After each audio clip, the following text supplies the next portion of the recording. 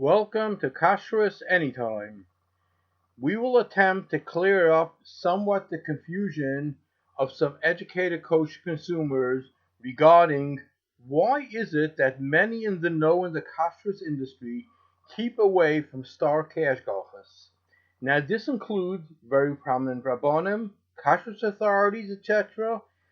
We will have to do this broadcast in multiple parts because it is pretty extensive. The Moshe Sternbuch Shlita writes in a letter that we have in our possession the following. I heard that in Lakewood they hold from the Hashgacha of the Star K's rabbinic administrator. I have had issues with him in South Africa where he approved the meat that we have disallowed, that we assered. He approved the matzahs that we disallowed, which we assered. Now he wants to approve the wines that we assered in South Africa. Therefore, it's of utmost importance to publicize, not to rely on the Star K's rabbinic administrator at all. That Moshe Neishlos, who was a tzal, which was the Dayan of Skver, told the previous administrator of the Skver Hashgachas on two separate occasions, maybe more occasions, but I was present at two of those occasions, that the Moshe Neishlos told him he does not want the Skver Hashgacha should ever be on the same product as the Star K, as the Star K standard do not meet with his standards, and it also gives a stamp of approval on the Star K, so he doesn't want them ever to be together. And if you do see that any of them are on together in the meantime, please take a black marker and cover up the Hashgacha. More recently, most of the major international kosher certifiers, including the OU, etc., and OK, have stopped accepting Star K certified ingredients for some of their products that originate from numerous countries, unless the Hashgachas could make an audit of every Star K facility in advance. The Star K's Shabbos-friendly appliances, Reb Shlomo Miller Shlita, and Moshe Sternbuch, and among many other Rabbonim, put out letters that it's forbidden to rely on the Star K Shabbos Yom Tov friendly appliances. It's a question of biblical transaction, midoraisa, or rabbinical violations, midrabanan.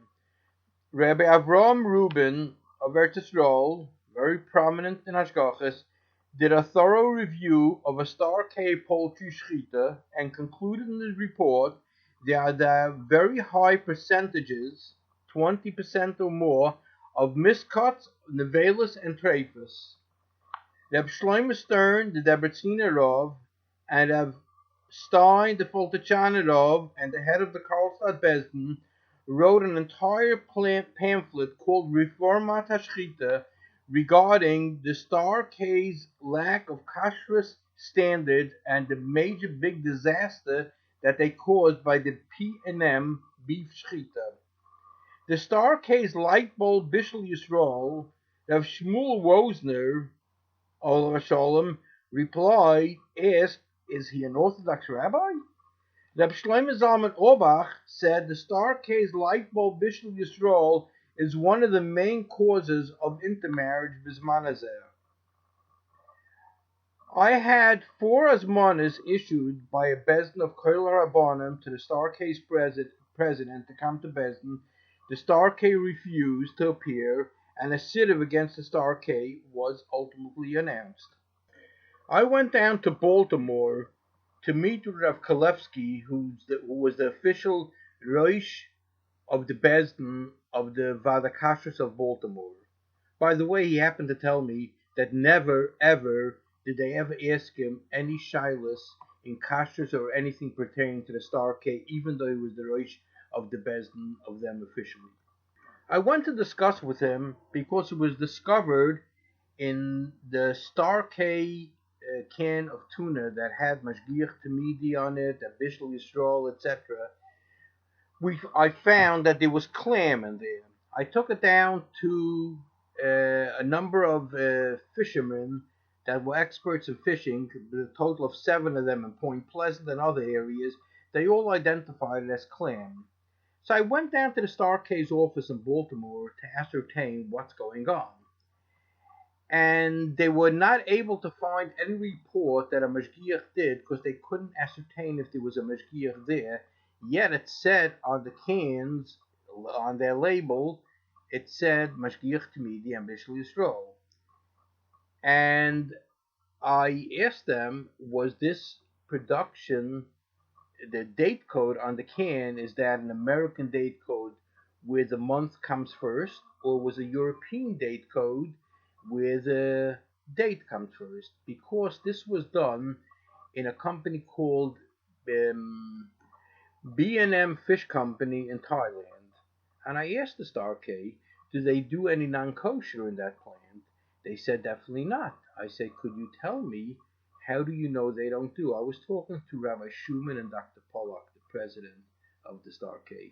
How do you know? They said, oh, we have big secrets how we know what's really going on by the company, and we don't reveal that to anybody. I said, very interesting. I take out of my pocket a document that I received from B&M Fish Company, and it says they do tuna and they do clam, which is non-kosher.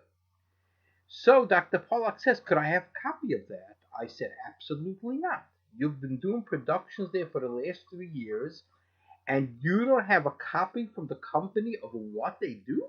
I said, no, you're not going to get it from me. Get it from whoever else you want. This was done for California Delight Company.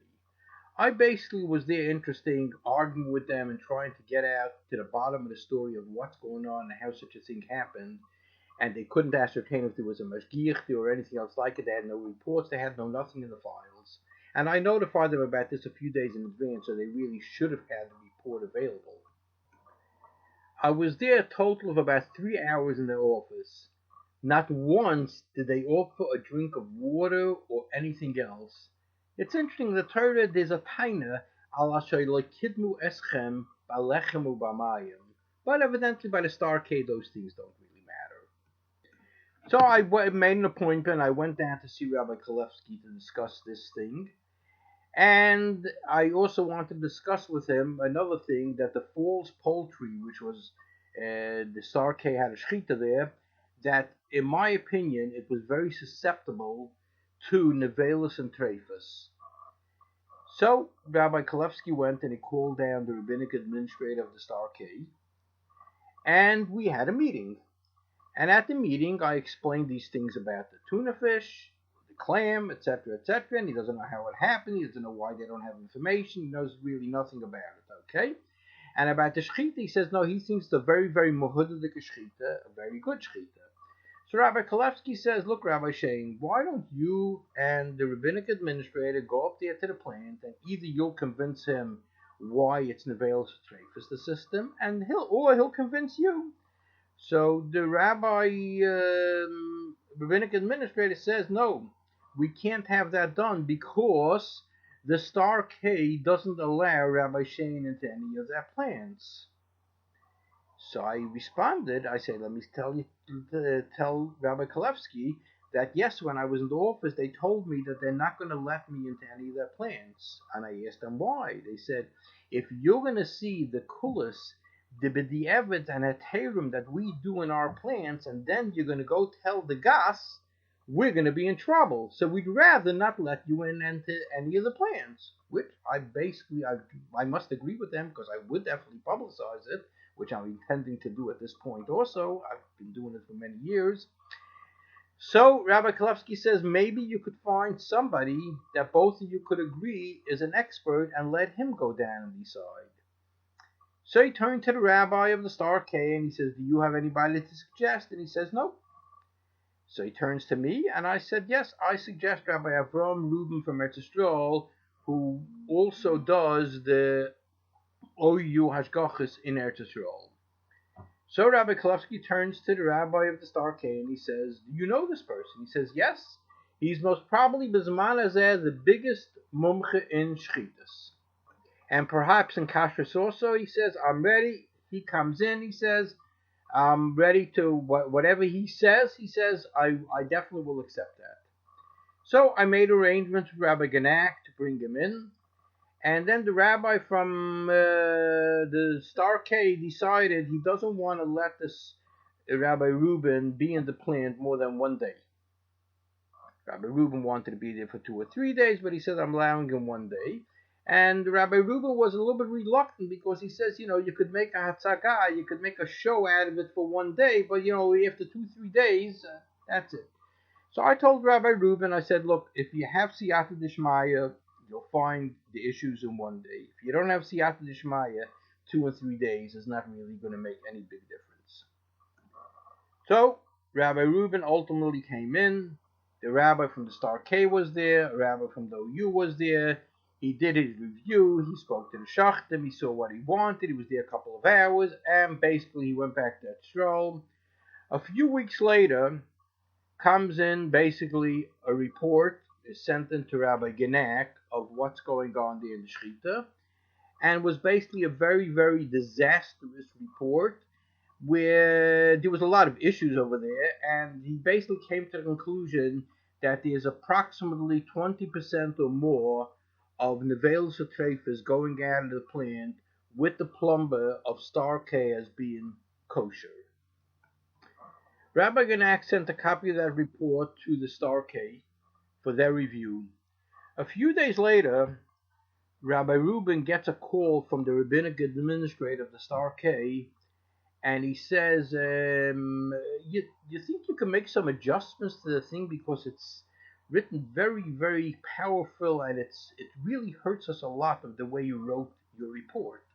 So Rabbi Reuben says you should know that was the 4th or 5th version. Originally, the first version was a lot stronger than that, and I watered it down, kept on watering it down, Mishum Kavoida, because you are a very, very big Talmid Chacham.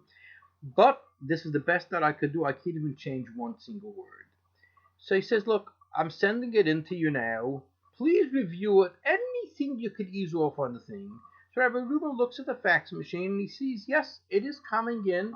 He says, I'll review it, but I really don't think I could do anything.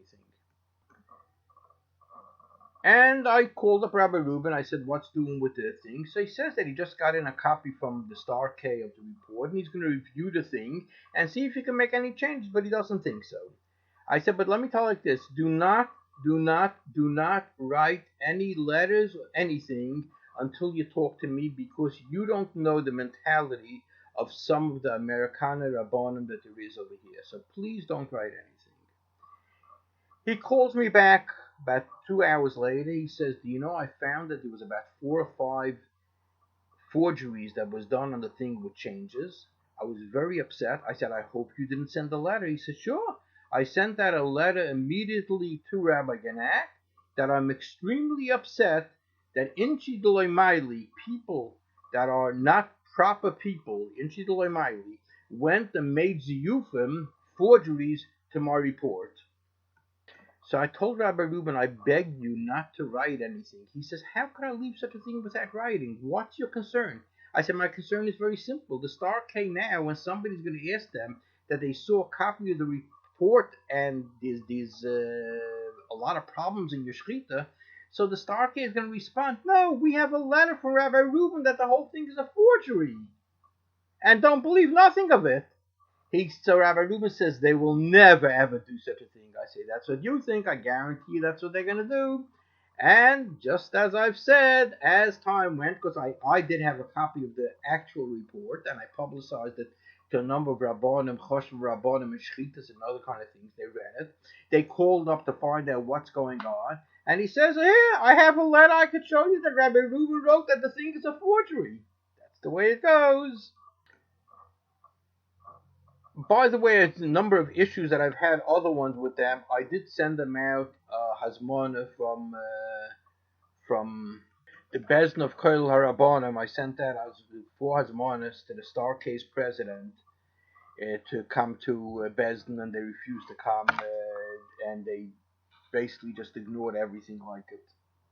A number of years ago, there was the famous kosher cruise in Baltimore under the Star Case Ashgacha, as they were giving Ashgacha to a caterer that basically ran a kosher and non-kosher business. And once they had Ashgachas on the boat, he was bringing them from both of his places where he was doing his commissary, the kosher and the non-kosher. There was a lot of non-kosher food that went up onto that boat, and the people in on the boat from Baltimore, from wherever they were basically fed treifus over those couple of days.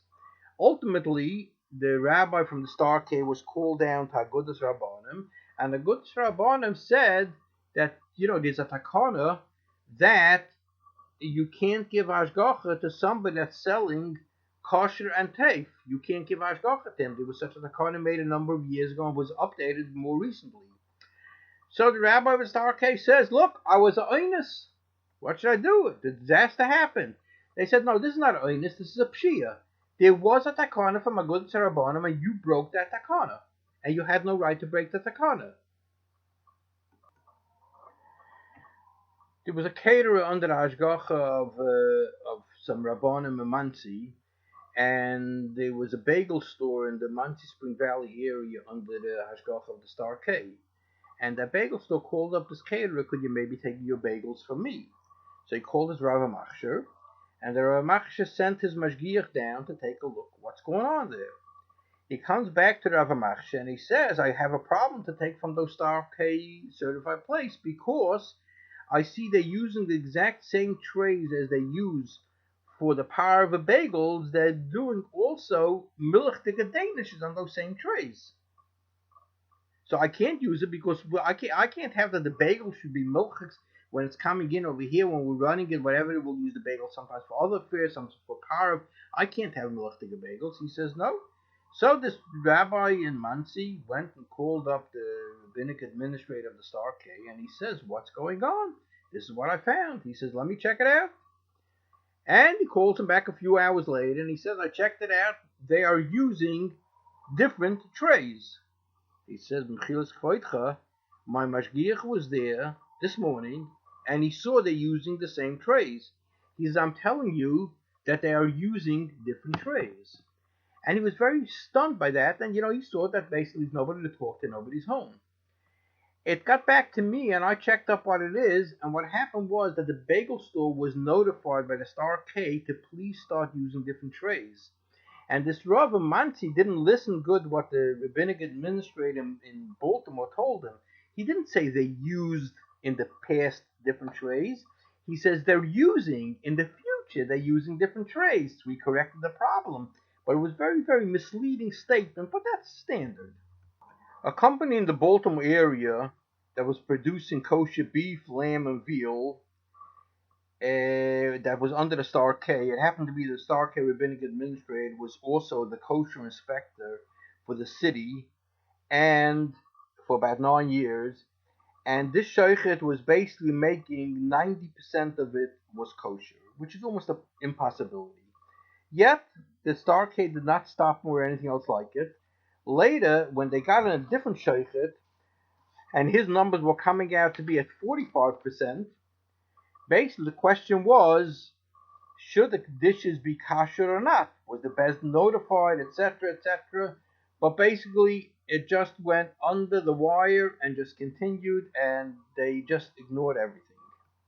And now going back for a moment to the story with the tuna fish, what the Star K did was they put in a little advertisement that if you have any tuna fish with these and these code numbers, please call up the Star K before you use it.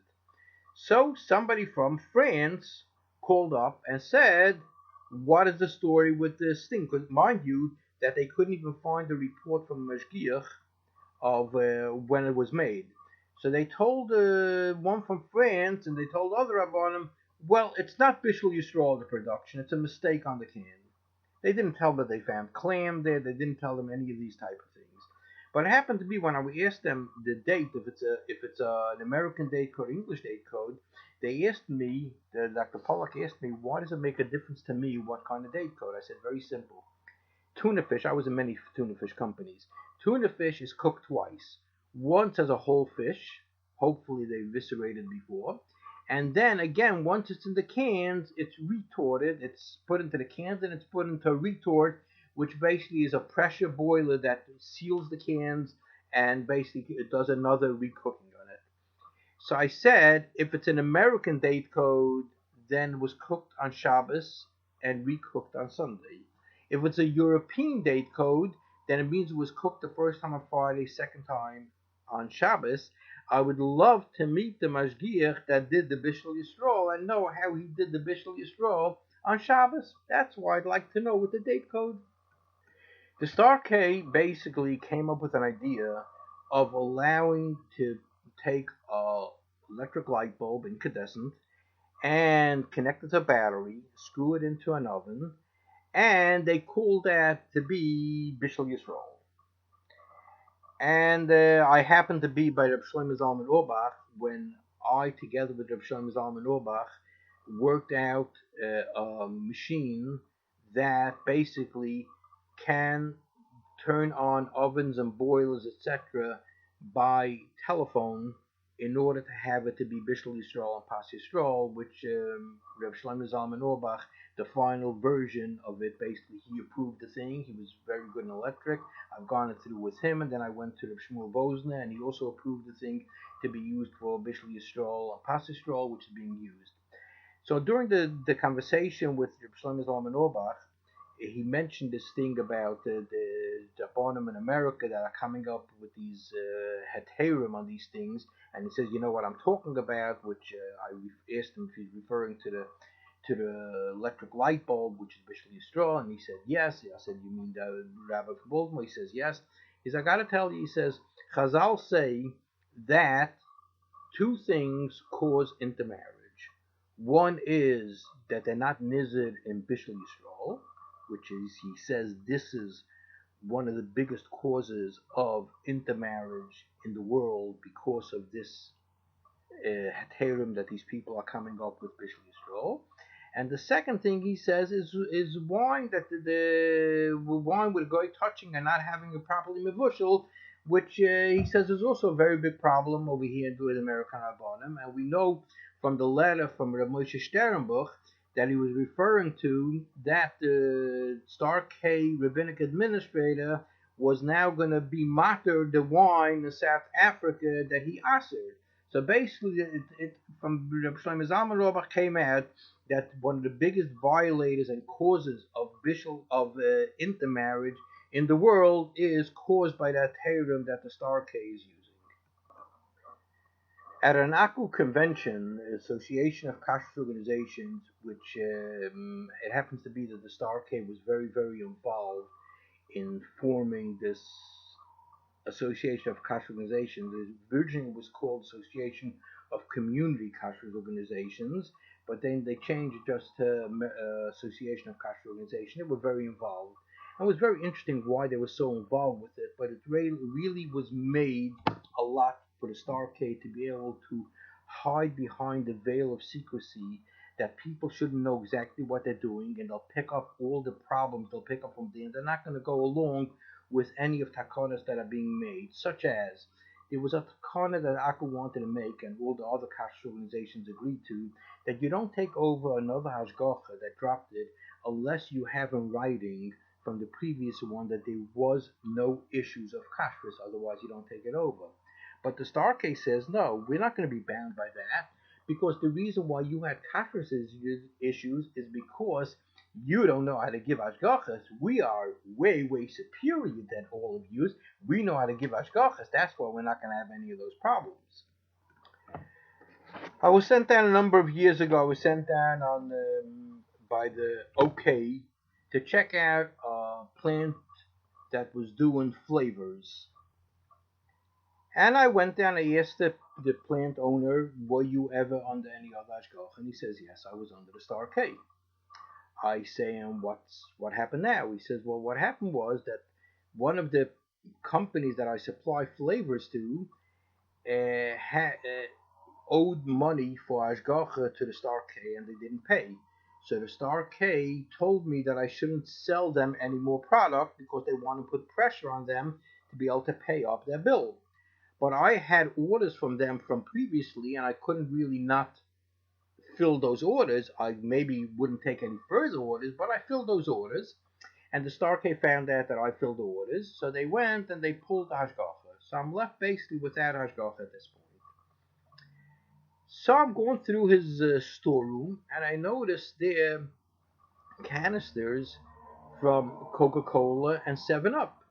I say, you an authorized vendor to make flavors for Coca-Cola and 7-Up? He says, no, I'm not. So I say, so what are you doing with these canisters? He said, I fill them with my flavors.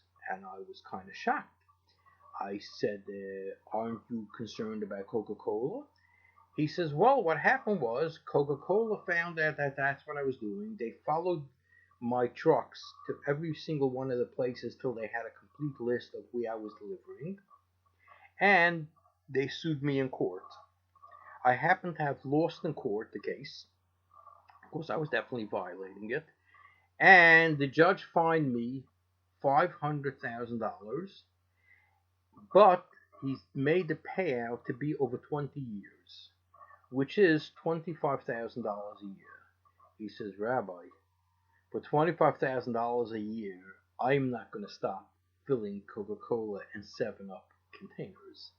I'm making a lot more money than that, so it's basically just the cost of doing business. Okay, and I tell him, give me a list of all the raw ingredients you're using so we can put together a list and see what's approved. And he gives me in one list, and then a few weeks later he gives me a few more things, but I wasn't getting everything that I needed.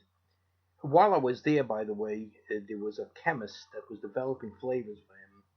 That chemist asked me, he says, Rabbi, are you going to be the one in charge of supervising things in this plant? I said, yes, I am. He said, well, that's going to cause a problem. I said, why is that going to be a problem? He says, you see, I'm trying to make over here flavors for this company to develop. And one of the flavors they're trying to develop is something like similar to Dr. Pepper. I say, so what's the problem? Oh, well, you see, the problem is as follows. You see, I was one of the chemists that developed the original Dr. Pepper flavor. And we know how to work around, when the rabbis are there, do it, because there is something in it that's not really kosher. But we know how to take care of that. But when I observed you over here for the last couple of hours, I'm not going to be able to do it over here with you being the supervising rabbi. So it's going to be a problem a little bit. I say, well, let's see how things work out. So they kept on sending me some papers, but I never got the whole thing. So they went and called up, the company called up to, okay, could you maybe send down a different rabbi? This one is too particular. He wants all the documents. They said, no, we need all the documents. Finally, I don't hear from him for a couple of weeks. I call him up and I said, well, could you tell me what's going on with the thing? So he says, I decided that with you, I'm never going to get finished because you want to have every single raw ingredient that comes into my place should be kosher supervised. And you'll decide if you're accepting it, you're not accepting it. I decided it's a lot cheaper for me and the only way it'll work, I'm going to go back to the Star Cave. They're going to give me a fine that I went and sold a product to that other vendor that didn't want me to sell, and I'll make peace. I say, yeah, but didn't they ask you for copies of all the things that they're certified kosher, all your basic raw ingredients? He said, Rabbi, the first time I gave them a big batch, I didn't even know if they went through any of them, to tell you the truth, because it was a lot of them that I gave. I gave you the same thing. Is this time when they came back, I gave him another couple of papers, this and that. I haven't heard from them. He says, it's basically you take care of the thing, you grease your wheels, you pay, he says, you continue in life, and that's it. He says, with you, I never would have made it. You were very particular. You want this and you want that. You want everything. By them, it was all a couple of dollars. This basically is some of the reasons why all of those other ones are very leery about accepting star cash gachas of the way they do the things. There's a lot more to say, which basically I'll continue and another time on another podcast. Kol Tov. If you have any questions, you could always contact me at Kashrus, KASHRUSY at AOL.com. Kol Tov.